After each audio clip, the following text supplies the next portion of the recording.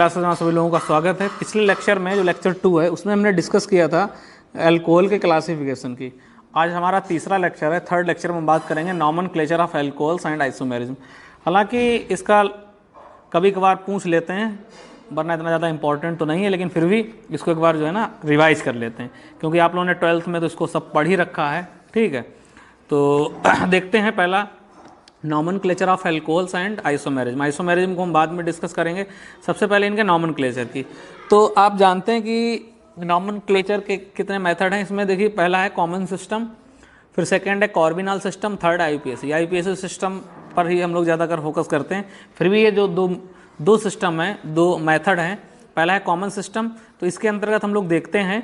तो जैसे इसमें होता क्या है, इसमें थोड़ा सा रफली मैं आपको बताना चाहूँगा कि जो आपका एल्काइल ग्रुप होता है, इसमें जो एल्काइल ग्रुप होता है, इसका अटैचमेंट एल्काइल ग्रुप में क्या करते हैं, अल्कोहल को जोड़ देते हैं। यहाँ पे देखिएगा कि इसमें क्या होता है कि जो हमारे पास एल्काइल ग्रुप होता है, एल्काइल ग्रुप, देखिएगा एल्काइल ग्रुप, इसको R से रिप्रेजेंट करते हैं।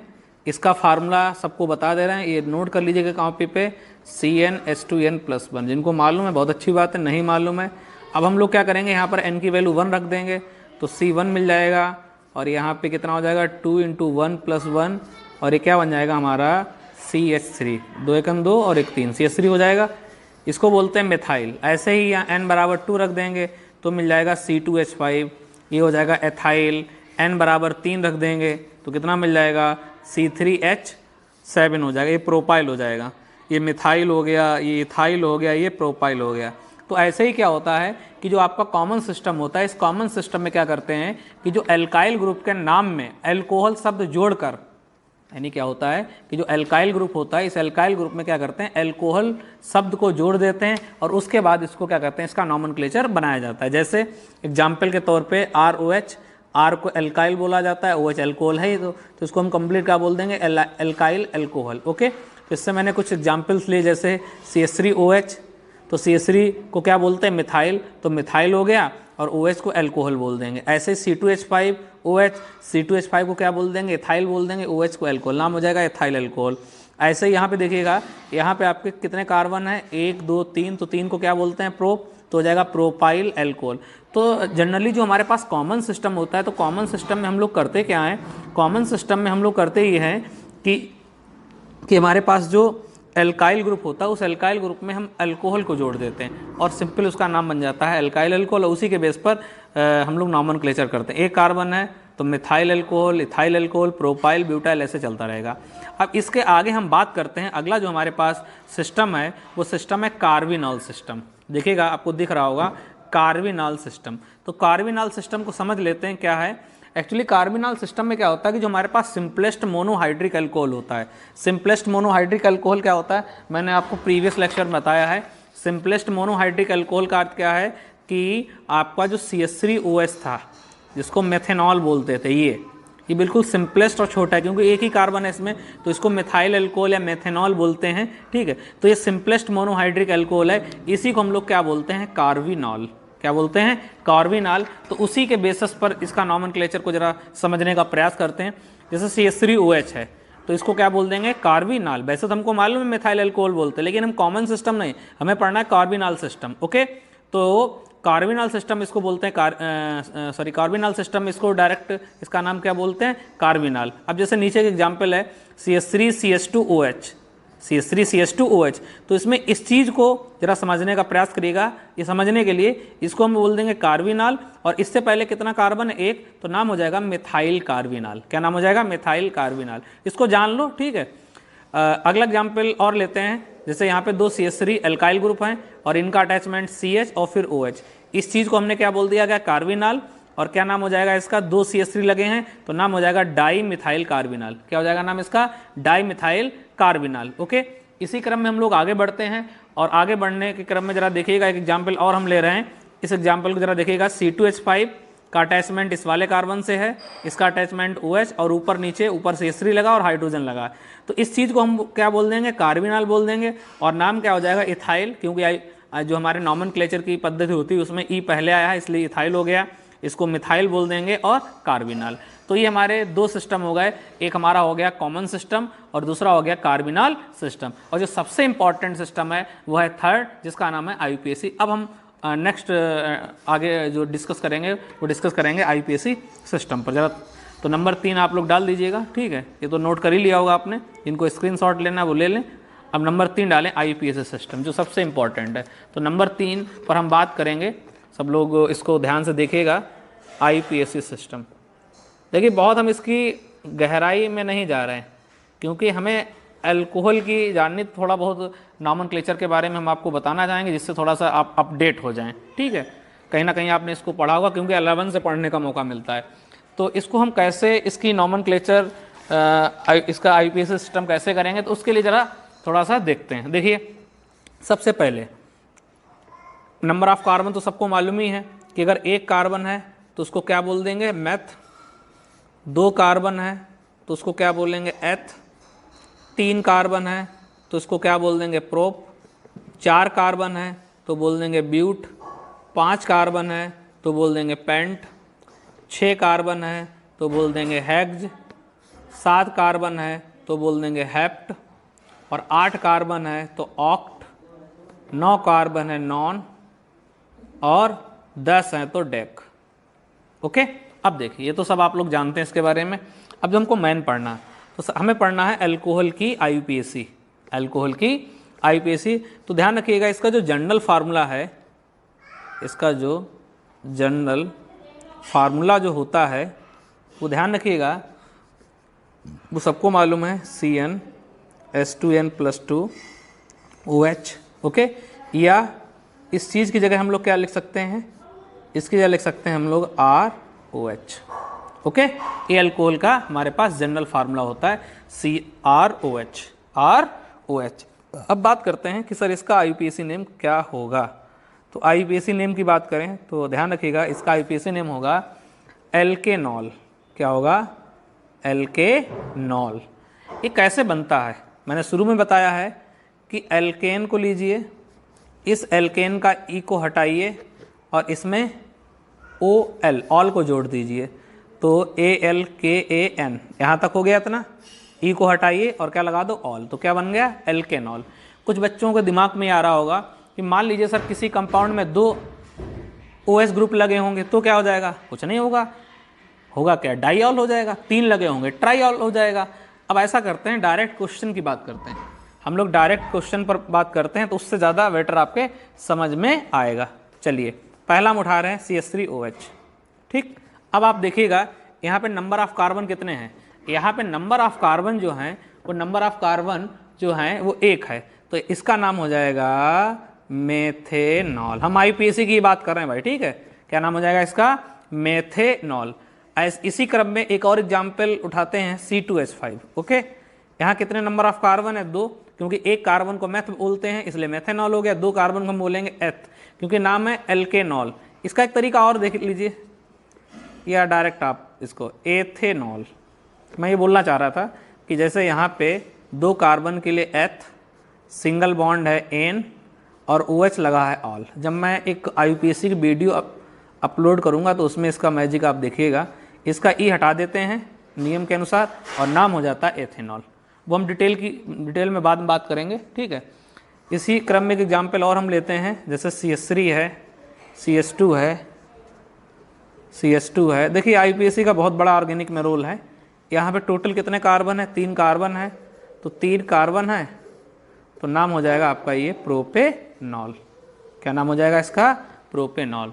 तो ये हमारे कुछ अल्कोहल के आईयूपीएसी नेम हैं, एग्जाम्पल्स मैंने मेथेनॉल, एथेनॉल, प्रोपेनॉल। इसी क्रम में हम आगे बढ़ते हैं और थोड़े और एग्जाम्पल्स की हम बात करते हैं। तो देखिए एग्जाम्पल्स और इसी के आगे हम ले रहे हैं, ठीक है, और उनकी अच्छी से प्रैक्टिस करिएगा। देखिए मेरे पास एग्जाम्पल्स, मैं थोड़ा सा लिखूंगा, इसको साथ साथ में आप लोग नोट भी कर लीजिएगा। जिनको आता है वो देखते रहिए, जिनको नहीं आता वो नोट करते भी रहिए। जैसे हमारे पास एग्जाम्पल है CH3, CH, CH3 और OH, ये ओके। ये सब आपने 11th 12th में अच्छे से किए हैं, फिर भी इनको एक बार रिवाइज कर लीजिएगा। अब देखिए ये रूल के अनुसार हमने काउंटिंग कर ली, चाहे काउंटिंग इस साइड्स कर लो या इस साइड्स कर लो, कोई फ़र्क नहीं, ठीक है। तो यहाँ पे अगर देखा जाए तो इसका नाम हो जाएगा प्रोपेन टू ऑल। क्या नाम हो जाएगा इसका? Propane two all. ठीक है, इसका एक काम और कर देना, इसका यहाँ से ई हटा देना और क्या बन जाएगा ये प्रोपेन टू ऑल। ये इसका तरीका ऐसा भी है, प्रोपेनॉल टू, जैसे भी लिख पाओ, चाहे आप ऐसे लिखो चाहे आप ऐसे लिखो, ये दोनों करेक्ट आपके तरीके हैं, मेथड है। नेक्स्ट एग्जाम्पल की बात करें तो नेक्स्ट एग्जाम्पल एक और ले लीजिएगा, जैसे CH3 CH CH2 OH और CH3। ओके, अब थोड़ा सा एग्जाम्पल और एडवांस ले रहे हैं। तो यहाँ पर क्या हो जाएगा, ये कार्बन कार्बन हमारी लंबी चैन हो जाएगी। ठीक है, ये नियम के अनुसार जिनको आते हैं, ठीक है, तो वो समझ रहे होंगे। जिनको नहीं समझ में आ रहा है तो इसके लिए एक अलग से मुझे IPSC की वीडियो अपलोड करनी पड़ेगी। ठीक है, तो जिनके IPSC वीक हैं तो वो उसमें थोड़ा सा उनके लिए सुधार हो जाएगा। तो अगर इसको देखें तो यहाँ पर नंबर 2 पे क्या लगा है, आप जानते हैं कि CH3 को क्या बोलते हैं? बोलो, इसको बोलते हैं मिथाइल। क्या बोलते हैं इसको? मिथाइल। तो नंबर 2 पर क्या लगा है? नंबर 2 पे लगा CH3, तो कहेंगे 2 मिथाइल। क्या कहेंगे? 2 मिथाइल। और कितने कार्बन है? 3, और OH है, तो नाम हो जाएगा 2 मिथाइल प्रोपेनॉल।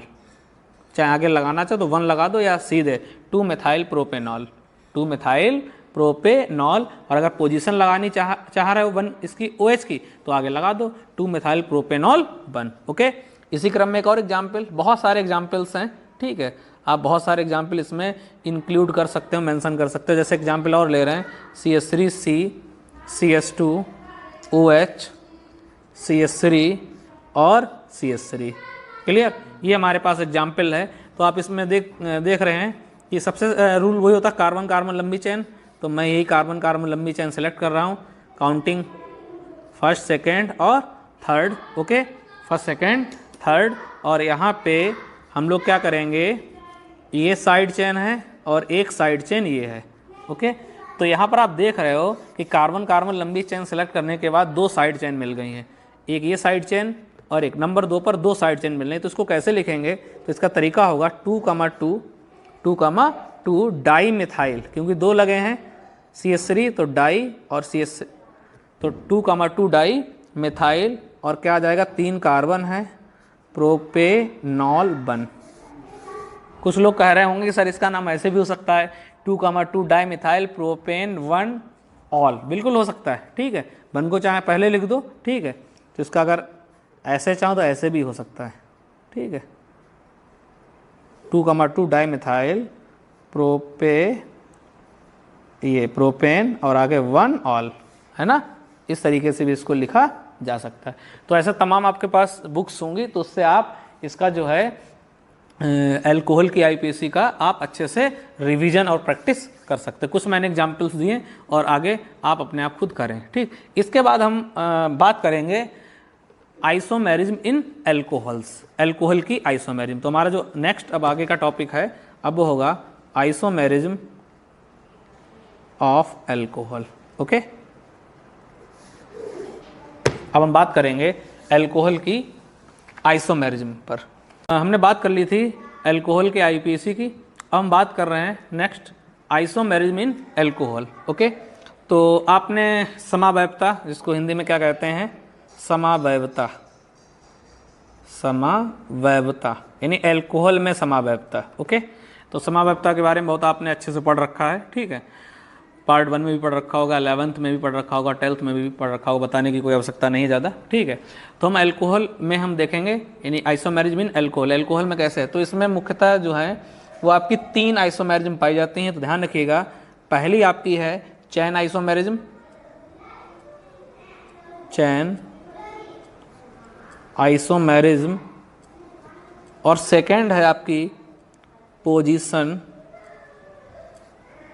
आइसोमेरिज्म, और थर्ड है आपकी functional isomerism, functional isomerism. Okay, तो इन 3 आइसोमेरिज्म को हम अल्कोहल में देखेंगे। तो सबसे पहले हम स्टार्ट करते हैं चैन आइसोमेरिज्म। तो फर्स्ट आप लोग हेडिंग डाल लीजिएगा, चैन आइसोमेरिज्म। ओके, तो पहली हमारी है चैन आइसोमेरिज्म। अब ये चैन आइसोमेरिज्म तो आपको मालूम ही होगी कि कार्बन परमाणु में भिन्नता के कारण, जो कार्बन परमाणु होता है उस कार्बन परमाणु की भिन्नता के कारण जो आइसोमेरिज्म पैदा होती है उसे क्या कहते हैं?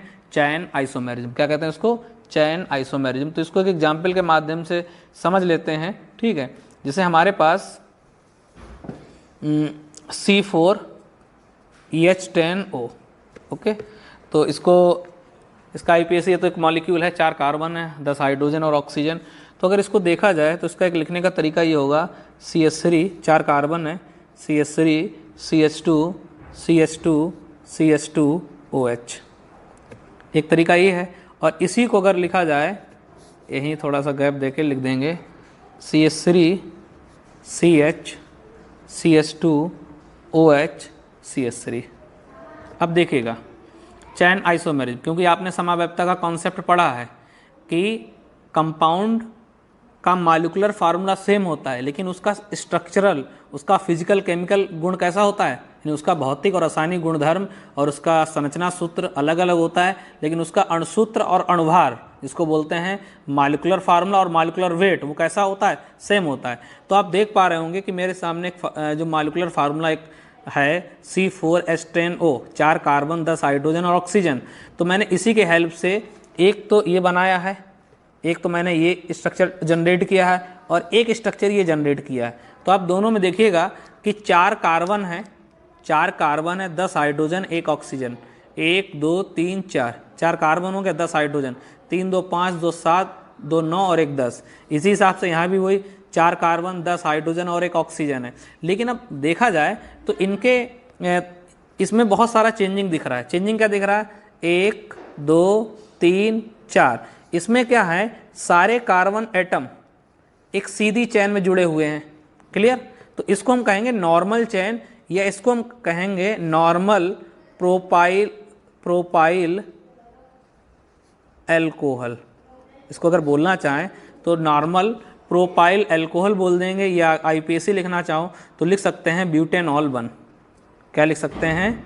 ब्यूटेनॉल 1। ओके, अब इसी क्रम में अगर नीचे देखें दूसरा स्ट्रक्चर जो है, इस दूसरे स्ट्रक्चर में आप देखिएगा कि फर्स्ट, सेकेंड, थर्ड, इसमें तीनों कार्बन एक सीधी चैन में जुड़े हुए हैं, और नंबर 2 पर क्या बन रहा है? एक साइड चैन बन रही है। क्या बन रही है? Side chain. तो ओवरऑल अगर देखा जाए तो इन दोनों कंपाउंड में, इन दोनों स्ट्रक्चर्स में नंबर ऑफ कार्बन सेम है, नंबर ऑफ हाइड्रोजन सेम है, नंबर ऑफ ऑक्सीजन सेम है, लेकिन दोनों का क्या है? कार्बन परमाणु का लिखने का, जो कार्बन परमाणु का जो अरेंजमेंट है वो अलग। इसमें कार्बन परमाणु सीधी चैन में दिख रहे हैं, और यहाँ पे क्या है? 3 सीधी चैन में और एक कहाँ चला गया? ब्रांच में चला गया। इसलिए कहा जाता है, चैन आइसोमेरिज्म की डेफिनेशन ही होती है कि कार्बन परमाणु की भिन्नता, कार्बन परमाणु की जो भिन्नता के कारण जो समावैप्त, यानी कार्बन परमाणु की श्रृंखला में भिन्नता के कारण, इसलिए एक अच्छा शब्द है, कार्बन परमाणु की श्रृंखला में भिन्नता के कारण जो समावैप्तता पैदा होती है उसे क्या बोलते हैं? चैन आइसोमेरिज्म। तो बाकायदा आपको दिख रहा है कि कार्बन की चैन में भिन्नता आ रही है। यहाँ कार्बन सीधी चैन में, और यहाँ कार्बन क्या है? 3 सीधी चैन में और एक कहाँ है? ब्रांच में। ओके, आई होप ये आपका क्लियर हुआ होगा कॉन्सेप्ट। इसी क्रम में हम दूसरा ले रहे हैं आपका position isomerism. Okay, position isomerism. तो सेकेंड है पोजीशन आइसोमेरिज्म। डेफिनेशन तो आप लिख लेंगे, मिल जाएगा बुक्स में अच्छे से, और एग्जाम्पल को जरा समझ लेते हैं। पोजीशन, हम एक एग्जाम्पल के द्वारा ही इसको क्लियर कर रहे हैं। पोजीशन आइसोमेरिज्म, जिसको इस हिंदी में अगर लिखना चाहें जो लोग, तो इसको ध्यान रखना, स्थान समावैप्तता, स्थान समावैप्तता। और ऊपर वाले हिंदी लिखना चाहें चैन, उसकी लिखें आपकी श्रृंखला समावैप्तता। इसकी हिंदी लिखना चाहें तो लिख लेना श्रृंखला समावैप्तता। ओके, अब देखिए पोजीशन आइसोमेरिज्म। तो पोजीशन नाम से ही लग रहा है कि इसमें क्या होगा? कहीं ना कहीं इसमें स्थान चेंज हो रहा होगा। क्या हो रहा होगा? स्थान। तो पोजीशन आइसोमेरिज्म कहा जाता है कि किसी परमाणु समूह, डबल बॉन्ड, ट्रिपल बॉन्ड, या किसी क्रियात्मक समूह की पोजीशन में भिन्नता के कारण जो समावैप्तता पैदा होती है उसे क्या कहते हैं? पोजीशन आइसोमेरिज्म कहते हैं। जैसे कि एग्जाम्पल के माध्यम से हम इसको समझने का प्रयास करते हैं। जैसे हमारे पास एक एग्जाम्पल है CH3 CH2 CH2OH। ओके, और इसी के नीचे मैं एक और एग्जाम्पल ले रहा हूँ, एक एग्जाम्पल है CH3, CH, CH3 और OH। अब देखिए इन दोनों में क्या चीज़ कॉमन है, हम ये वाला कंपाउंड लें या ये कंपाउंड लें, क्लियर। तो इनमें इस वाले कंपाउंड में और इस वाले कंपाउंड में दोनों का जो मॉलिक्यूलर फार्मूला है वो क्या है, सेम है। भाई यहाँ कितने कार्बन आपको दिख रहा है, first second third, first second third, जितने कार्बन यहाँ है उतने कार्बन यहाँ है, जितने हाइड्रोजन इसमें हैं उतने हाइड्रोजन इसमें, तो टोटल ओवरऑल 3 कार्बन, आप हाइड्रोजन काउंट करोगे 8 हाइड्रोजन और 1 ऑक्सीजन, इस वाले में भी 3 कार्बन 8 हाइड्रोजन और 1 ऑक्सीजन। तो ये दोनों कंपाउंड क्या है, दोनों कंपाउंड का यानी इस वाले कंपाउंड का इस वाले कंपाउंड का मॉलिक्यूलर फार्मूला सेम है, जिसको हिंदी में कहते हैं अणुसूत्र। क्या बोलते हैं, अणुसूत्र, अंग्रेजी में मॉलिक्यूलर फार्मूला, शॉर्ट फॉर्म में MF। ओके, तो इन दोनों कंपाउंड का मॉलिक्यूलर फार्मूला तो सेम है, लेकिन स्ट्रक्चरल और बहुत सारी प्रॉपर्टी, फिजिकल, केमिकल, वो सारी क्या है, अलग हैं। अब आप एक चीज़ जो मैं आपको दिखाना चाह रहा हूँ, आप यहाँ पे देखिए कि OH लगा है पहली पोजीशन पर, क्लियर, नंबर 1 पोजीशन पर लगा है, क्लियर। और सेकेंड वाले में कहाँ लगा है आपका जो OH लगा है वो लगा है कार्बन 2 पर, यानी यहाँ पर लगा है कार्बन फर्स्ट पर, यहाँ पर लगा है कार्बन 2 पर, इसलिए इसको क्या बोलते हैं, पोजीशन आइसोमेरिज्म। समझ में आ रहा ना। तीसरा है आपका फंक्शनल आइसोमेरिज्म। तीसरा है functional isomerism, functional isomerism. Okay, functional isomerism, जिसको हिंदी में कहते हैं क्रियात्मक समावयवता, क्रियात्मक समावयवता, यानी क्रियात्मक समूह इसमें आपको मिलेंगे, क्लियर। अब पोजीशन आइसोमेरिज्म आपके समझ में आ गई, ठीक है। अब उसी क्रम में हम लोग आगे बढ़ते हैं फंक्शनल आइसोमेरिज्म। अब फंक्शनल आइसोमेरिज्म क्या होती है, इसको जरा समझते हैं। फंक्शनल आइसोमेरिज्म का सिंपल फंडा है कि क्रियात्मक समूह की भिन्नता के कारण, यानी क्रियात्मक मीन्स फंक्शनल ग्रुप की भिन्नता के कारण जो समावयवता पैदा होती है उसको बोलते हैं फंक्शनल आइसोमेरिज्म। इसको एग्जाम्पल के माध्यम से समझने का प्रयास करते हैं। जैसे हमारे पास CH3 CH2OH, इसको हम लोग क्या बोलते हैं, एथेनॉल या एथाइल अल्कोहल, एथाइल अल्कोहल, इनके भी आप लोग नाम लिख सकते हो, ठीक है।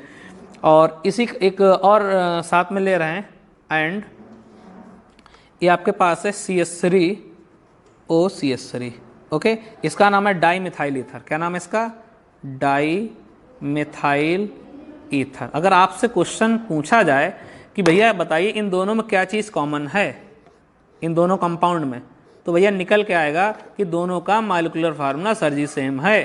क्यों, यहाँ कितने कार्बन आपको दिख रहे हैं, बोलो भाई, 2 कार्बन दिख रहे हैं, क्लियर। कितने हाइड्रोजन दिख रहे हैं, 3 2 5 और 1 6, 3 और 3 6, और ऑक्सीजन। तो हम कहेंगे इन दोनों कंपाउंड का मॉलिक्यूलर फार्मूला सेम है। इसमें भी 2 कार्बन 6 हाइड्रोजन 1 ऑक्सीजन, इसमें भी 2 कार्बन 6 हाइड्रोजन और 1 ऑक्सीजन है। तो हम क्या कहेंगे कि यहाँ क्रियात्मक समूह क्या है, OH, और यहाँ क्रियात्मक समूह क्या है, ऑक्सीजन, जिसको आप लोग ईथर बोलते हो। क्या बोलते हो, ईथर बोलते, इसलिए इसको बोलते हैं डाई मिथाइल ईथर, या मेथॉक्सीमेथेन भी बोला जाता है। इसका IUPAC नेम होता है मेथॉक्सीमेथेन, मेथॉक्सीमेथेन। ओके, तो ओवरऑल हम बोलना ये चाह रहे हैं कि इनका मॉलिक्यूलर फार्मूला तो सेम है, लेकिन दोनों का क्या है, स्ट्रक्चरल, ये अलग कंपाउंड है, एथाइल अल्कोहल है, और ये डाई मिथाइल ईथर है। दोनों में क्या अलग है, यहाँ क्रियात्मक समूह कौन सा है, अल्कोहल, और यहाँ पर ईथर क्रियात्मक समूह है। ओके, तो इस टाइप से ये हमारे लेक्चर 3 में हमने बात की अल्कोहल का नॉमेनक्लेचर और उसकी आइसोमेरिज्म। ओके, तो अब हम नेक्स्ट लेक्चर में आगे के जो इसकी मेथड्स ऑफ प्रिपरेशंस को देखेंगे, ठीक है। और थैंक यू फॉर वॉचिंग।